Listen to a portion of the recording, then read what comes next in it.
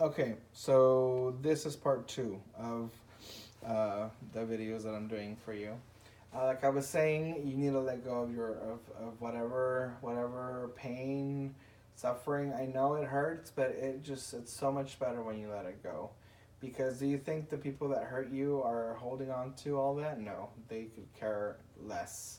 And I would say stronger words if I wasn't into church. And I know that God listens to everything I say, so I try to to keep it clean. And for all I know, there's the cameras here also record everything I say, so I'm gonna keep it clean. Let's keep going with the song. Guys, I didn't treat me right. I ain't gonna lie, ain't gonna lie. Cause I'm tired of the fake love. Show me what you're made of. Boy, make me believe. Okay, like she says, tired of the fake love. Show me what you're made of. Boy, make me believe. I think that's something that you need to demand from the guys that you are weighing in on who you're gonna build a life with. Let's talk about Weedy first. You say that he's a great guy, he's awesome, um, but he likes to smoke weed. Um, if I were you, I'd be like, dude, you and I are such a you like me, I like you. I think we're great together. We could make we could have an awesome time. We could even build a life together if that's something that you're looking for. But first of all, you're gonna have to decide something. It's gonna be either me or the weed. And I think you've already told me this. You have very low self esteem, and it's really hard to believe that because you seem to have like really high self esteem. But you've told me that you have low self esteem, or that you feel like you have low self esteem. You have to give yourself value, because if you don't value yourself, people aren't going to value you. You know, I never, for example, I was a music director at my church for 15 years. And, at the end of the year, they would have like a banquet and they would be like, yeah, we want to thank our music director for a great job or whatnot. But they never really valued all the things that I did. I wasn't just a music director, I was the only piano player there. I taught the singers. I took so much time because of that job. I always had a part time job, I never had a full time job.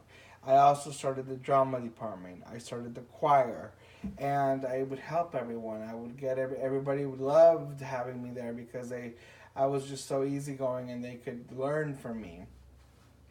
Well, 15 years later, I was just like, you know what?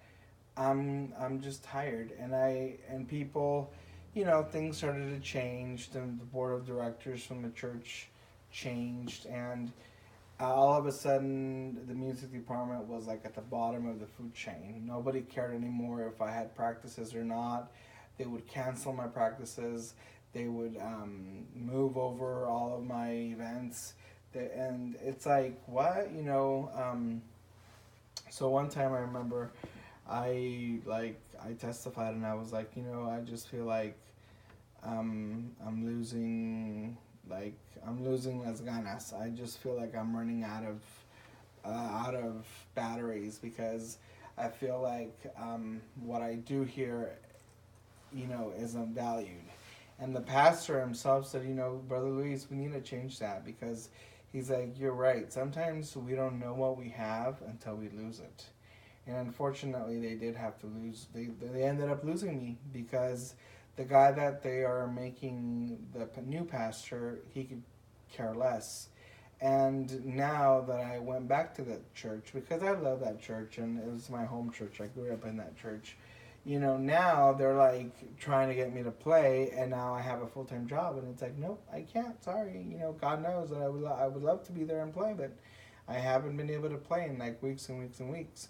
And now they're going crazy trying to find someone, and it's like, you see, if you would have valued what you had back then, this wouldn't have happened, or I don't know what would have happened. But anyway, I'm saying that you need to value yourself. And you need to tell that dude, is it gonna be weed or is it gonna be me? Because if it's gonna be weed, yeah, you're gonna be high and all giggly for like about 2 hours, 3 hours. I don't know how long weed lasts. I never smoked weed and never plan to. But if you're gonna eventually come down from that high, and you need to tell him, but me, if you're gonna choose me, that you're never gonna come down from that high. Yeah, we might have issues, we might get angry, but I'll always be there for you. You'll always be there for me, and we'll always be up on cloud nine. But with the weed, you're always gonna come down from that cloud, and so you need to give yourself a value, because if you don't value yourself, like I said, they're not gonna value you. Whoa, hold up, girl, don't you know you're beautiful? And it's easy to see. If it's meant to be, it'll be, it'll be. Baby, just let it be. If it's meant to be, it'll be, it'll be. Baby, just let it be. So won't you ride with me, see where this thing goes. If it's meant to be. See where this thing goes. Well, I guess at one point in our lives we did have time to see where things went, but as time goes by, we don't have time to see where things go. We need straight answers. And now let's talk about your baby daddy. You need a straight answer from him. Hey, are you gonna leave your wife? What's the deal? If you are still with your wife, and if you know, um, have plans to reconcile, you should actually push him to reconcile with his wife, because that's gonna that's gonna be great for his kid. And for once, let's put ourselves. Sometimes it's good to put yourself in the kid's shoes. The best thing that he would love, the kid would probably love to see his mom and dad back together again. So I mean, I would be like, you know what, you need to get back together with your wife and make your marriage work, because it's work. It takes work. It's not just good times, and you have to deal with everything, and make it work and be happy with your kid. But don't be coming over here to me and texting me and telling me all this and all that, because I ain't nobody's side dish. You're not a side dish. You're the main entree. You're the steak. You're not like the crappy green beans that they serve you on the side. You are the main dish. And if you continue talking to him, and he continues to talk to you, and even though he told you that he's still with his wife, or that he's not with her but they're still intimate, you're letting yourself he's seeing you as a side dish, and you're not a side dish. You will never be a side dish. Again, going back to what I'm telling you, you need to value yourself. And there's a difference between valuing yourself and being like stuck up, like, oh, I'm the I'm the I don't want to say the word, but there's a difference between being stuck up and giving yourself the value that you deserve. So come on, ride with me, see where this thing goes. So come on, ride with me.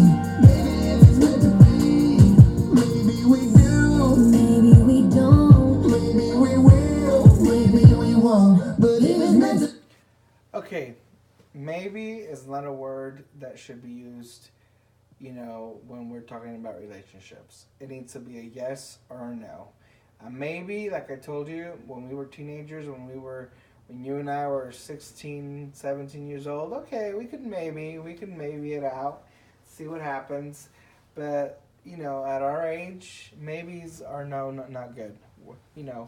We're not interested in a maybe. Maybe, no. That's just something that and it's funny because I'm older than you, and I've actually stopped even looking for my other half, because it's just so complicated, and it's just no. Mm-mm. So I'm kind of like, I'm just gonna focus on myself and be happy, take care of my mama, And, if it happens, it happens. If it doesn't, it doesn't. But I think you want to be a mom. And actually, to tell you the truth, I've I had a friend who I've spoken to about being a surrogate mom for me, because I would like to have a kid. That's something that I want to. I want to have a baby, and I have my nephews that I adore and I love.